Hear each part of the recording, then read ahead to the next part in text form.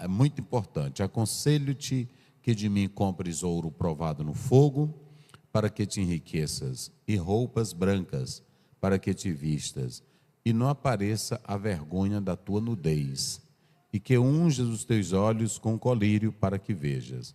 Nós falamos na nossa, coloca aí os pontos da quinta-feira retrasada.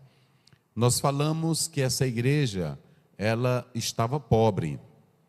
Ela estava pobre. E para quem é arrogante, é prepotente, o Senhor não dá bênçãos. Falamos isso sobre essa igreja. A primeira coisa que nós destacamos aqui, no ponto 1, nós colocamos aqui bênçãos e riquezas para os crentes. Quando nós olhamos para Isaías 55, Efésios 1:3, nós estamos falando de bênçãos espirituais. Todos os crentes possuem bênçãos espirituais. Nós somos ricos em Cristo Jesus. E nós demos o exemplo aí de 3 João 3, não é? Nós temos bênçãos espirituais. Por que nós temos bênçãos espirituais? Porque quando nós lemos Mateus 13, verso 44, 45, a Bíblia diz que o reino dos céus é semelhante a um grande tesouro. E Jesus adquiriu esse tesouro. Então, hoje o cristão, ele tem que ter sede e desejo dessas riquezas espirituais em Cristo Jesus. Tem crente que não conhece a dimensão das riquezas em Cristo. Isso você pode analisar. O apóstolo São Paulo, em Efésios 1:18, ele disse para abrir os olhos, para compreendermos. Coloca lá na tela, 1:18 de Efésios, só para os irmãos atentarem para isto. Vamos lá. Efésios 1:18. Como é que diz aí?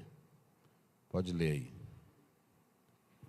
Oro também para que sejam iluminados os olhos do vosso entendimento, para que saibais qual seja a esperança para a qual ele vos chamou, e quais as riquezas da glória da sua herança nos santos. Então, o que o cristão precisa hoje é pedir a Deus que abra os seus olhos espirituais, para que veja as riquezas da glória, ou seja, tudo que Jesus nos deu, a vida eterna, a salvação, as promessas da palavra dele.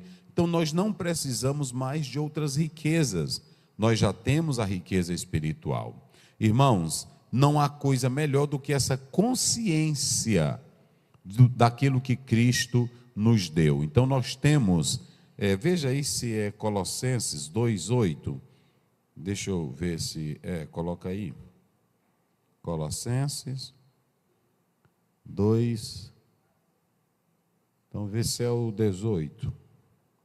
Então veja bem, mas está aqui, deixa eu achar aqui rapidinho. Então veja bem, aqui nós estamos tratando que a igreja ela tem as riquezas espirituais. O que o cristão precisa é simplesmente hoje atentar para isso. Senhor, abre os meus olhos para eu compreender as riquezas espirituais que Cristo Jesus nos dá, que Cristo Jesus nos concede, né? Então isso é muito importante. A palavra de Deus ela mostra isso para nós, que nós temos essa riqueza e essa bênção em Cristo Jesus, o Filho de Deus, né? Então nós podemos analisar, deixa eu ver se eu encontro aqui rapidinho para os irmãos observarem. O apóstolo São Paulo, ele deixa isso aqui claro para nós. Então, coloca lá os pontos que nós estamos discutindo.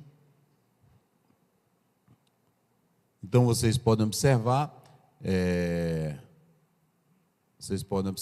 pode colocar lá os pontos, que a igreja ela tem as riquezas espirituais. Somos salvos em Cristo, Efésios 1:3, vivemos na bênção de Cristo. Aí Paulo pede para que a igreja tenha os olhos iluminados para entender. No segundo ponto, nós falamos que Jesus não oferece nada à pessoa que se acha prepotente, arrogante. Os irmãos podem analisar, lá em Mateus 9, Jesus disse: eu não vim chamar justo, ele deixou claro que quem precisa de médicos são os doentes. Aqueles que se acham com a sua justiça própria, com a sua religiosidade, aqueles que são prepotentes, que acham que possuem tudo, são arrogantes, o Senhor Deus não tem nada para lhe oferecer.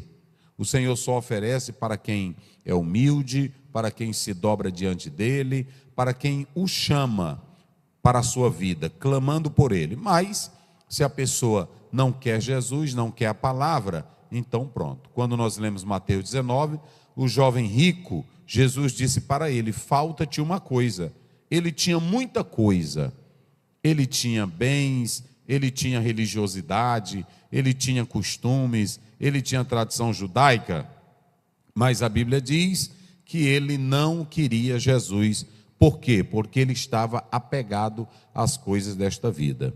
Então Jesus não oferece a bênção dele, as riquezas dele, para aquele que acha que tem, para aquele que acha que é, para aquele que acha que pode.